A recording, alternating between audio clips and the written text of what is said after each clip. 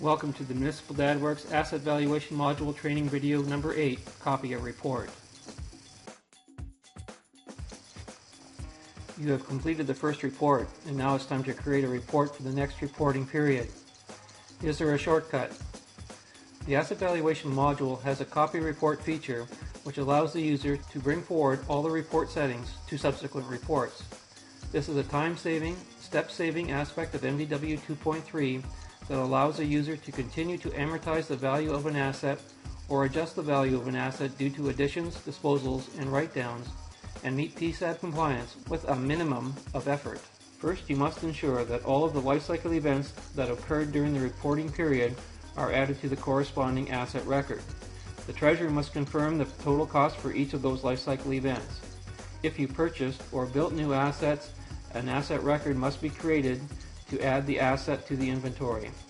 To copy a report, click the Copy Report icon.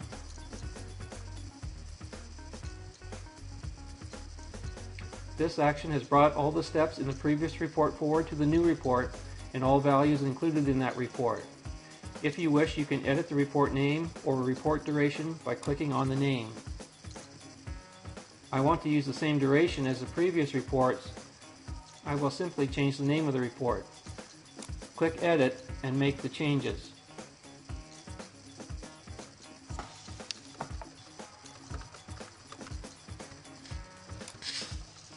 Click Save, click Done, click Cancel.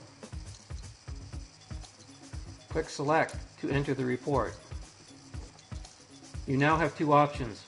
If, for example, a new pipe material was used on a construction project during the reporting period that was not used in the previous reports, you can add additional criteria or edit the existing criteria to include the new asset material. Or option 2, do nothing. For my example, a new section of pipe was added to the inventory, but it was the same asset material as the previous reports, so no additions or edits are required. Click Next. Click Generate Categories to regenerate the categories. This step will search the inventory for new assets matching the criteria and include the asset in the valuation. Click Next. If there are category outliers for the new assets added to the inventory, the exception should be cleared, otherwise the outlier will not be included in the report. Click Next. On the Calculations page, you have two options: do nothing and click Next, or open a category and adjust the useful life or capitalization threshold and click Save, then click Next. Click Calculation Exceptions. If there are exceptions, clear the exception and click Next. Click Calculate. When the message Calculation Successful appears, click Next. And you're done. Notice that asset record Water Main 500 was added to the report. This asset was a new construction that occurred during the reporting period, and the asset record and lifecycle event were added to the inventory.